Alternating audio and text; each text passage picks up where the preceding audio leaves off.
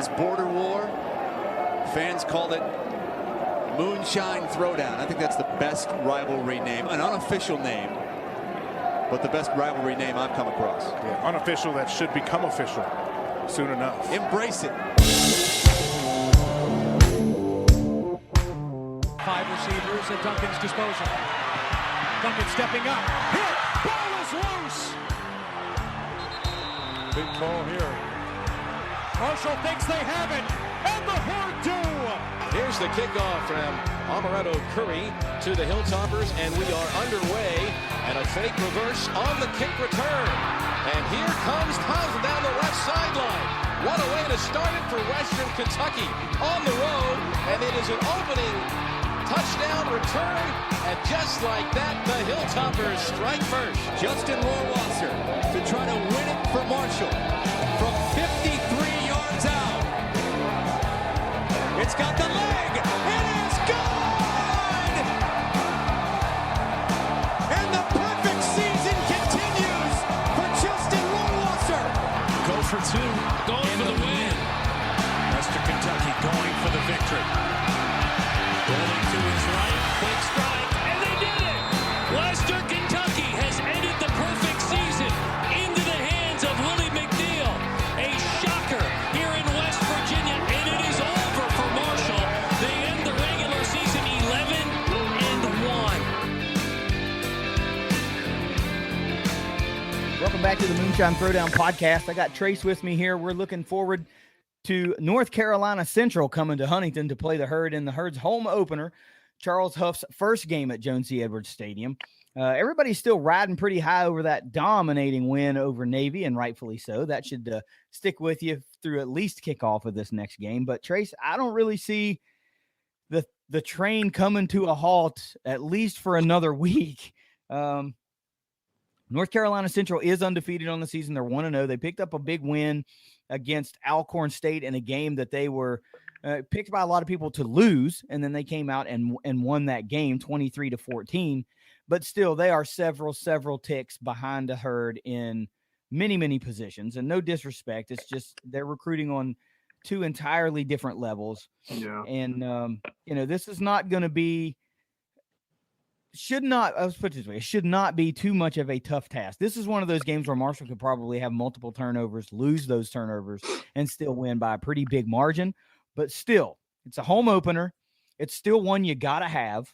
You definitely now can't come off of this showing against Navy and got everybody talking about what you're looking like and how good this team could be, and then come out and seriously lay an egg against North Carolina Central.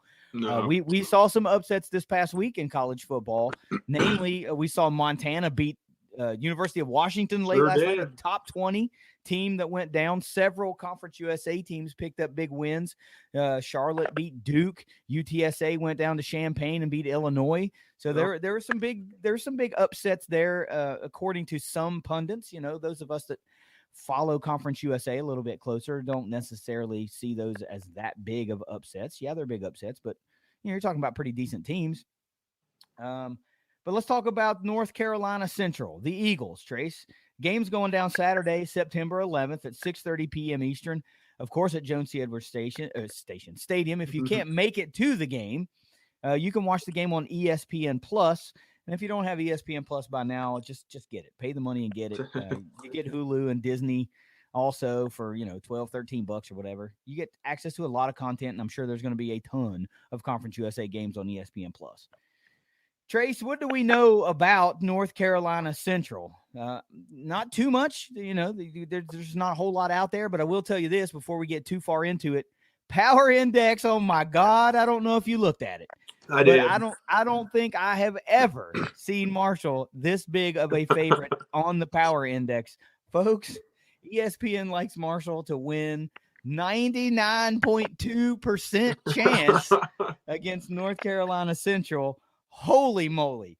That is about as close as a near certainty as you could hope to get from the Power Index. I don't know what that 0.8% is that's, leaning towards North Carolina Central, but man, I have no idea what the spread is. It's Sunday afternoon right now when we're recording this, so it's still really, really early in the week, but I would expect Marshall to be a 3-touchdown favorite, 4-touchdown favorite, easily. But, yeah. Trace, what about North Carolina Central? What about opening week back at Jones C. Edwards Stadium in Huntington, West Virginia? Full capacity crowd allowed, tailgating allowed. What do you got? Yeah, I mean, it's exciting. I mean, I was just saying earlier, it's so exciting to get back to the Joan under normal circumstances. Tailgating is going to be a big factor, unlike it was it wasn't a factor at all last year. It wasn't allowed really. There's going to be, if the weather's nice and everything, especially after the week 1 drubbing of Navy and it's the first home game of Charles Huff era, I'd like to see 30,000 people there. That'd be great. I mean, if the weather is permitting and everything, how fans get. I mean, the opponent isn't a marquee opponent, but I mean, I'd like to see a good crowd. I think there will be. I mean, a lot of fans are going to be at this game that were not that well. A lot of fans are going to be at this game that haven't been to a Marshall home game in 2 years. So, I mean, it's really pretty exciting to see. Anytime Marshall's back at home, especially now.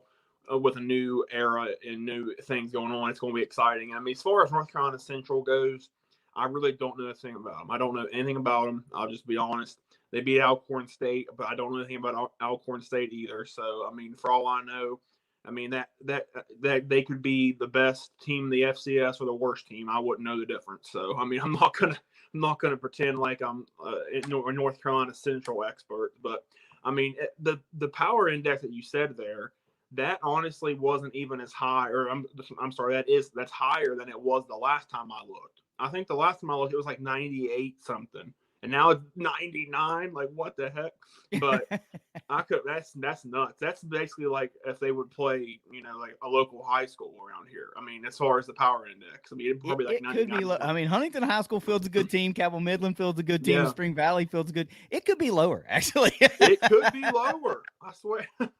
So, yeah, I don't know. But, I mean, I don't think Marshall should have much problem here. They had a nice tune-up game against Navy. Well, Navy's not really – I mean, the tune-up game might be a little disrespectful. But they had a nice first-week game, to get some things worked out. And I know I listened to Huff after the game, and he said, they need to clean up some things, better ball security, which we've all said, and stuff like that. But I think they'll have a chance to play around with some stuff in this game, I'd like to see big games from Grant. Well, I'd like to see Grant Wells go out and throw about 4 or 5 touchdowns. I think he needs it after the last game just because he didn't throw any. But, I mean, I'd like to see that. But it doesn't really matter how they do it. I'd like to see a big convincing win here. Yeah. I continue with the Coach Huff philosophy. You do what you got to do to win a game.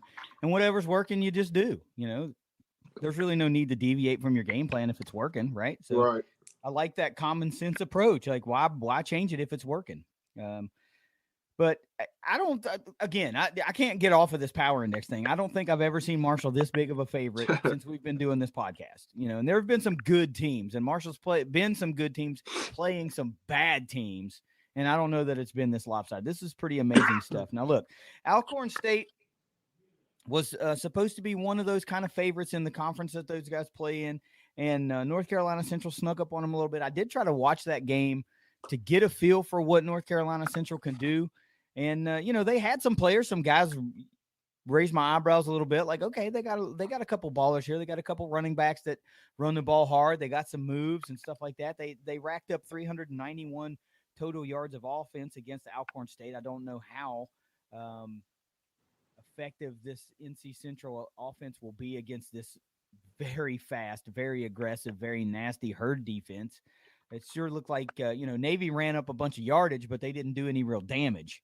Right. But you expect that from a triple option team, and North Carolina Central is not a triple option team. They are a little bit more balanced, of course, than Navy's will be. 207 of those 391 yards for North Carolina Central came on the ground, 184 through the air. So they're pretty balanced offensively. Time of possession kind of mirrors that. They possessed the ball just a tick over half of the game against Alcorn State, 31 minutes, 25 seconds time of possession for North Carolina Central. But look, I mean, what can you really deduce from these two opponents? Alcorn State is not going to be playing with the same game speed and talent across the board that Marshall's bringing to the table. And conversely, North Carolina Central is a completely different animal than what Marshall just faced in Navy. Marshall won't face another team similar to Navy all year. They're just their own animal. So any way you slice it, it's probably going to be a pretty ugly victory for the Herd. And I mean ugly on the scoreboard, not in like, oh man, they scrapped around all game and eked it out. I mean, they're probably going to be able to do whatever they basically want to do offensively and defensively. I mean, it could just be a really rough day for the North Carolina Central offense based on what we saw against Navy. I mean, 9 quarterback sacks, 13 tackles for loss against a American Athletic Conference team. And, now you've got a different type caliber team coming in. We'll see. So how about some players to look out for, Trace? It's a myriad of runners, really. I mentioned, they had 184 yards passing, but the damage really came through on the ground with several runners. But it starts with quarterback number 11, Davius Richard, the 6'3", 200-pound sophomore. He went 16 of 25 for 184 yards against Alcorn State. No touchdowns, but he did have 1 interception. Of course, we saw Marshall pick up 2 against Navy. So that's not a trend that is probably going to change in favor of Mr. Richard, but he did manage to be the second leading rusher on the team for North Carolina Central as well. He had 9 carries for 64 yards and found the end zone twice on the ground. Leading rusher on the team, number 0, running back Jordan Freeman, 5'9", 195-pound senior, 9 carries for 72 yards, so 8 yards of carries, nothing to sneeze at. That's a pretty good job by Freeman. Number 25, running back Isaiah Totten, 5'9", 195-pound seniors, like mirror images these guys, same measurables, 5'9", 195, both seniors. 13 carries for 58 yards, 4.5 yards a carry. So both your backs are minimum 4.5 yards a carry type guys, at least against Alcorn State. And then a few wideouts we'll talk about. Number 15, Ryan McDaniel, 6'2", 215-pound senior, 6 catches, 72 yards, good for 12 yards a catch. And number 4, E.J. Hicks, 5'11", 170-pound senior, 3 catches for 37 yards, 12.3 yards a catch. A lot of seniors here. Sophomore quarterback, but then it goes senior on the offense. Yeah. Trace, like I said before, we just saw this Herd defense get 9 sacks, 13 tackles for loss, and they freaking swarmed. They did a really good job tackling. They played assignment football really well, but you're going to get exposed from time to time against an option team. It's just going to happen.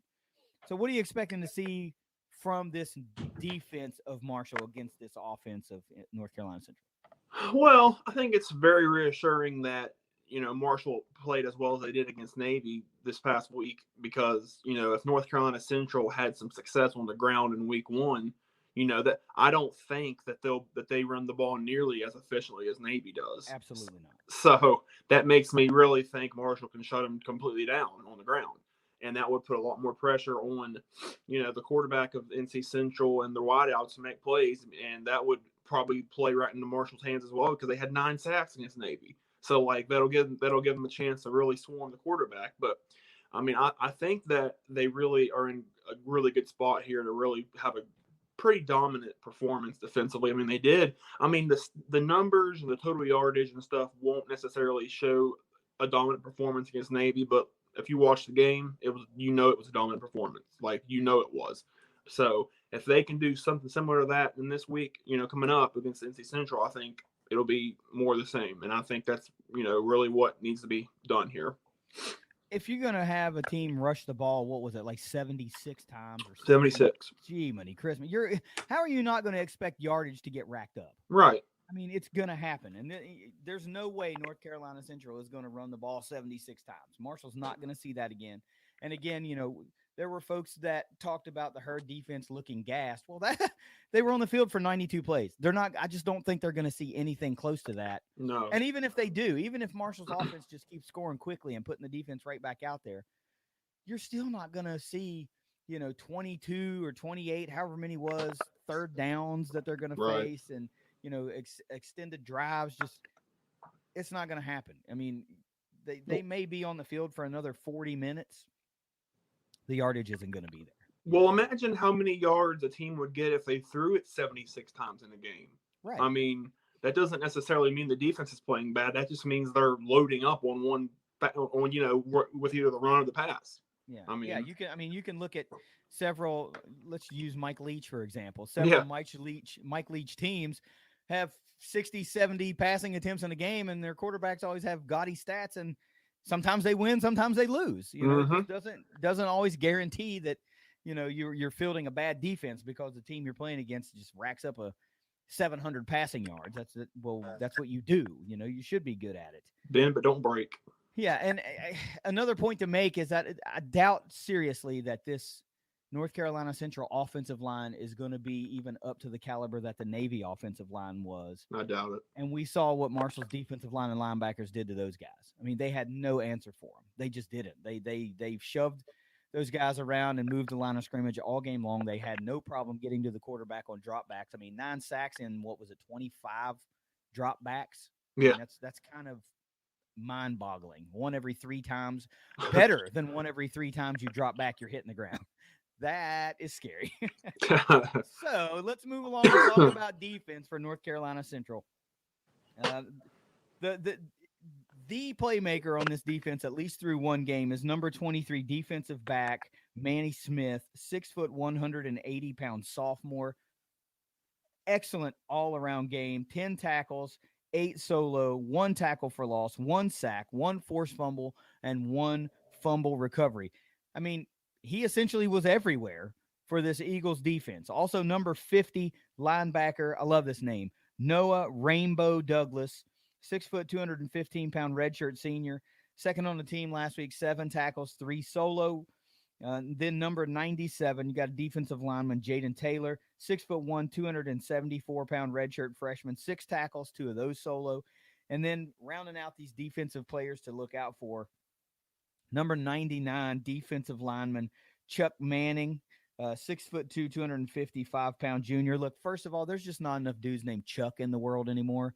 I think that's awesome. I don't know why, but Chuck Manning just seems like he would be a pretty killer football player. So good, decent numbers last week from a defensive lineman standpoint, 5 tackles, 2 solo, 1.5 tackles for loss, and 1 sack.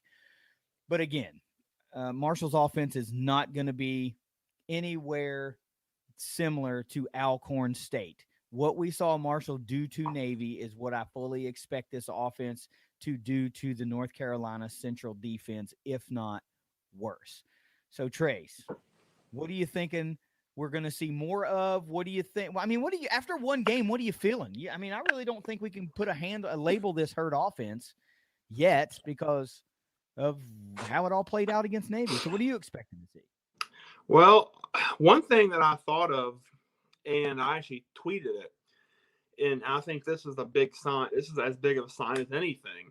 Is yesterday Marshall scored 49 points. Only gave up 7, but I feel like they could have played a lot. They could have played a lot better, like offensively. Like that's the thing that I think people need to really remember, because I think they could have done more offensively.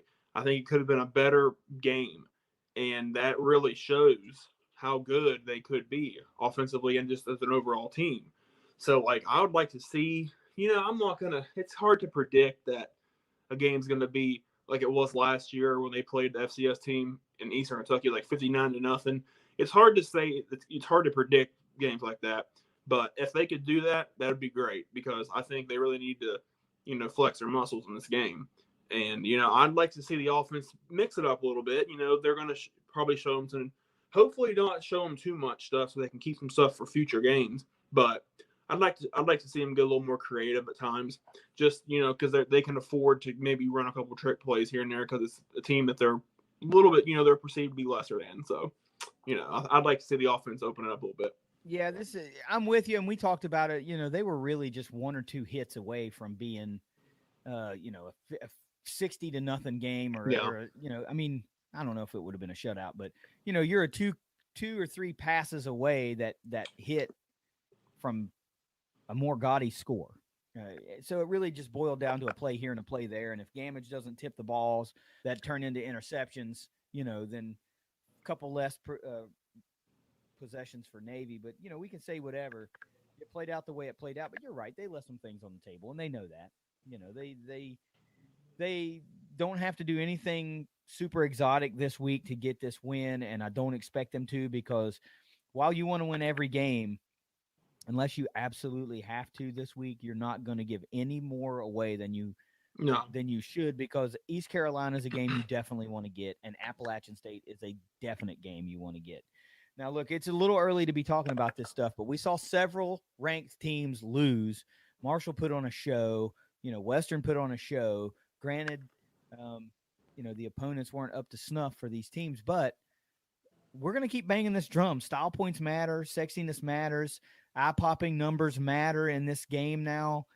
So if you expect to be ranked, you're just going to have to go show that you're a dominant team. Marshall runs the table through the out-of-conference slate. They're 4-0, and they're winning by, an average of 21 points or something like that when it's all said and done. You're looking at a ranked team here.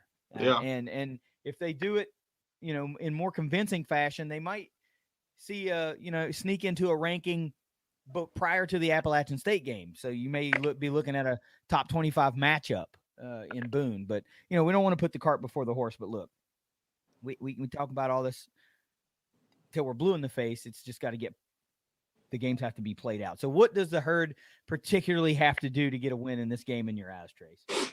Well, first thing I wrote down is I think they need to play cleaner. I think that's the number one thing, more specifically ball security. They put a lot of balls on the ground last game and, lost one of the fumbles and a couple interceptions that were pretty much because of drop passes. I mean, the one you could argue, but that was behind him, but the other one was a flat drop. But I'd like to see him play a little cleaner. No turnovers would be great. I mean, even though, there might be a couple asterisks on these recently, they still count as turnovers. I'd like to see no turnovers, just play cleaner, catch the football. Don't put the balls on the ground. I mean, Navy did a really good job of trying to strip the ball. That's probably a more conceited effort on their part, which, it's good. It's always a good concept to do because a lot of times it works. So, but I just think they need to play cleaner. I'm pretty confident that's what Huff's telling them right now, and he's told them right after the game. And, he said in the post game yesterday that that's what they need to do. And I think they will, but that's my number one point. Number 2 point is I'd like to see him establish the run a little bit more. It's not that they didn't have success running the ball. It's just it wasn't a huge focal point in the offense yesterday. They really just ran it when they got into the red zone inside the 10. And, they ran it other times, obviously, but, most of their bread and butter on the ground yesterday came when there wasn't a whole lot of field to play with. So, their numbers, the rushing totals aren't going to be as high, that as it would have been normally. So, I'd like to see him establish the run a little bit more, just kind of wear him down, kind of a demoralizing thing when the offensive line's just moving bodies like they did yesterday. So, I'd like to see more of that. I mean, if you can throw the ball for 400 yards, sure. But I don't know, something I want to see them, really get the run going. I want to see if that they can do it. I have no doubt they can. I just like to see it. And then my next point is don't let them hang around. I feel like that's a big point you always got to say when you're playing an FCS team that you're a big favorite against. Don't let them hang around. It just causes unnecessary drama, unnecessary, fight, really. I mean, you don't need to. You need to come out sharp. If you keep it at a 14-7 game or a 10-7 game through most of the first half or whatever, that's unnecessary. You gotta play better out of the gate than that against a team you're better than. So I'd like to see them do that. And they didn't let Navy hang around, so I don't think they should let this team hang around either. And the last point is control the time of possession. That was a big thing last game. I mean, everybody knows Navy's going to win time of possession more times than not because of the offense they run. But, 41 minutes to 18 or 19, that's a big difference. That's putting the defense out there a lot, So I'd like to see Marshall control the time of possession, keep the defense fresher, keep them on the sidelines, let the offense do some more work. I think that'd be a good thing in this one. I wouldn't put a number on it that they would need to have, but I'd like to see at least maybe a 10-minute or more, difference in favor of Marshall and time possession. So that'd be good, I think. Give the defense some more rest and, let some other guys get in there, play later on. Yeah, time of possession is a great point. You can't continue this pace of, keeping the defense on the field for so long, game in and game out. And, I think that trend will definitely reverse. Navy is what Navy is, and that's what they do. And you talked about them making a concerted effort to try to strip balls and do that. That kind of goes into how they have to play most of the time to stay in games. They're going to be run heavy. They're going to have to get some turnovers to probably keep pace with more explosive offenses and things. So, I have no doubt some of this stuff will get cleaned up and we'll see a much better, much more efficient Herd running game this coming week. So my points to victory for the Herd, I mean, do you really have to name things when you're a 99.2% chance to win the game? I mean, show up, like get dressed, make sure you're at the game on time. I mean, in all seriousness, though, the number one point for me is keep the juice, right? They were juiced and amped for Navy. And just because you're playing a team like North Carolina Central that you probably do view as, a level below, you got to keep the juice. Like they're still coming into your house. They're still going to try to take a dub from you on your field. And if they're able to do that, then that's going to be uber demoralizing for you as a program. So you can't let that happen. And in order to do that, you've got to keep the juice. Number two, you kind of alluded to this by saying don't let a team hang around. Well, I said show no mercy. Like it's Cobra Kai up in this piece. No mercy. We are here to demoralize you, outplay you, make you wish you didn't play us again, like that type of thing. And the best way to do that is to just continually go up and down the field on offense, punch it in for touchdowns, not field goals. And on defense, you're constantly harassing the quarterback. You're hitting hard, you're gang tackling, and you're being disruptive. I mean, all those type things that keep a team from getting anything going. Show no mercy. Number three, to go along with that, defensive side of the ball, pin those ears back all game long. Like, yeah, you might get hit for a big play here or there. They might expose you or something like that because you're being so aggressive here and there. But I'll take those chances because I don't think North Carolina Central can do it enough times to win a game. So I would rather roll the dice with my defense that I know is sick and let them try to just get after that quarterback all game long. Get after those running backs all game long. Number four, and I alluded to this too, make them regret you. And that goes to everybody. Make them regret climbing off the bus in Huntington, West Virginia, and walking into Jones C. Edwards Stadium from the top down, from the athletic director to the coaches, to the players, to the fans. Make them regret that they showed up because it's such an embarrassing display on the field that they don't want to come back. Now, the caveat to that is, of course, Marshall fans will welcome you in and hand you a beer and give you a plate of food and, be all chummy with you until the whistle blows. And then it's like, all right, now we've got to really just beat you to death. And then after the game's over, we can be buddies again. So, of course, we always like to welcome those folks in, but when it's game time, it's game time. And I don't want them to regret walking into that stadium and paying good money to watch the game that just happened to their team. Trace, who's your 200 proof player this week for North Carolina Central? Yeah, my 200 proof player this week, I went with Talik Keaton. I think he had a really good game there against Navy, a game that I kind of would like to see more of from him as a receiver. He's shown flashes over the last year or two of being a really good receiver. And, we know he's a good special teams player and everything. And I'd like to see that more of that out of him against NC Central. I'd like to see a big game from him. That first play of the Navy game, it went 47 yards to Keaton, was a big tone setter for that game. And I'd like to see, similar things. And, I'd like to see him maybe get a touchdown or two in the air. And then, heck, that'd be nice if he had a touchdown, punt return or something. He's done it before. So I'd like to see him have a really big game overall, especially as a receiver. But if he can mix in the special teams part of it as well, that'd be great. But I want him with Talik Keaton for a 200 proof in this one. Well, not a bad pick. Comes out of game one as a 100-yard receiver. You mentioned the big play from scrimmage to start the game, to start the Huff era, to put everybody on notice that this is what Marshall was kind of going to be about. A guy that I picked to be my breakout player, if you remember from position group breakdowns, from the wide receiver position. And you could tell that he was really disappointed in himself in one particular punt return that he called fair catch on early that looked like he had the best opportunity of the day for yardage on a return, and he called fair catch, and it was like instant regret. I know he wished he had not done that. So it's a good pick. I'm picking Grant Wells this week because I like some of the points you were talking about earlier, and I think this is the bounce back week for Grant. I think this is where some of those passes do hit.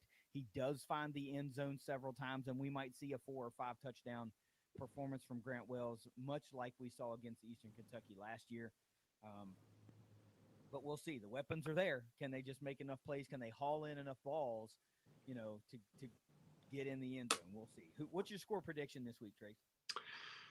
Yeah, I went with Marshall 45, NC Central 10. I went with kind of that's for a game like this, that's maybe a little more modest, but like I said, it's hard to predict a 59-0 game. It just is. That's hard to predict. That's hard to expect out of a team. I mean, if they do it, great, more power to them. But I think NC Central, just from what we've talked about a little bit, might be an okay FCS team. I think they at least have that much going for them, and they might be able to put up a little bit of a fight. I mean, last year UMass was a horrible team. They kept it. I mean, I know they're not FCS, but they kept it relatively respectable in the first half against Marshall. So I could see something like that in this game.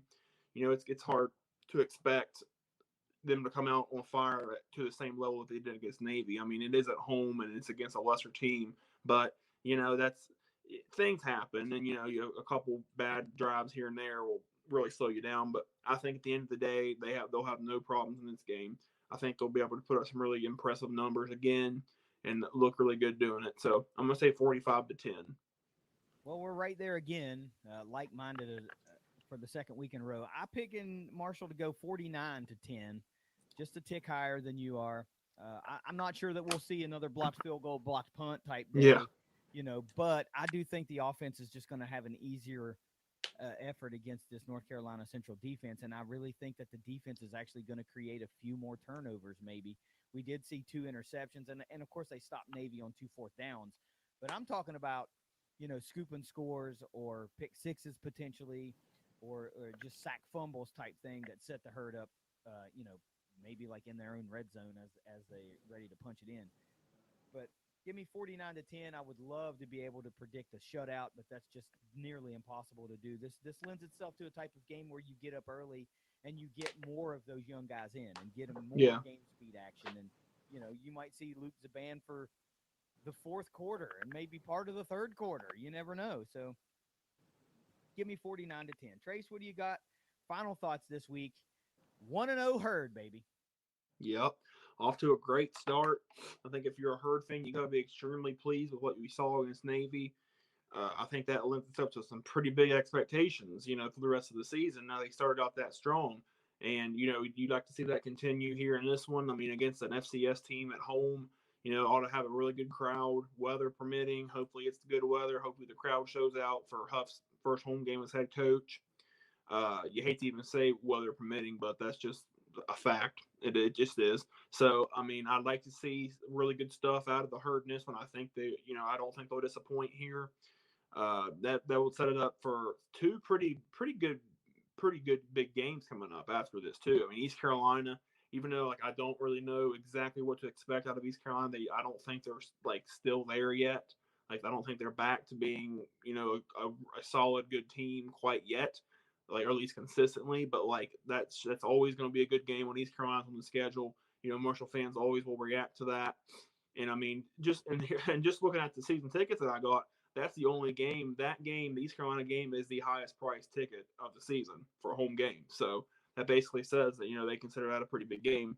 And then at App State on a Thursday night, national TV on ESPN, that's a big one. I mean, they're probably going to do something pretty big at home for that one, App State, maybe a blackout or something like that. So that one ought to be really good. If Marshall can go into App State 3-0, and then if they can knock them off at home this time, well, that would be huge, absolutely huge. So I think, the sky could be the limit for this team if they can put it all together and, finish up the season this year, unlike what they did last year. But you got to be extremely happy with what you've seen so far.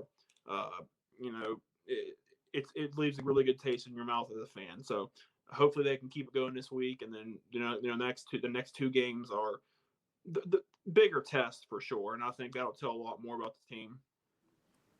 Well, of course, home openers are always well attended because, hey, it's the home opener. Weather permitting, let me just put that to bed for you while you were talking. I was looking at the weather projection for this Saturday. 80 degrees, very, very slight. I'm talking 10% chance of rain. Just supposed to be a gorgeous day in Huntington for a football game. get out, get a ticket, and get your butt in the stadium for Charles Huff's first game at home for a team that could be pretty special this year. And there's just no reason not to go. And to that end, Trace, I get to travel to Huntington this weekend. Yes.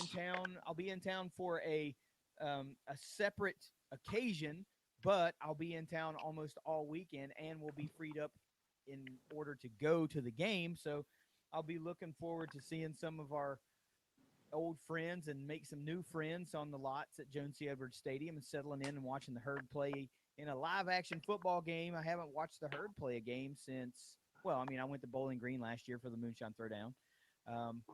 But other than that, I've had to see bowl games that have been in Tampa. And, it wasn't last trip wasn't that pleasant watching them play UCF. But, we're talking about North Carolina Central now.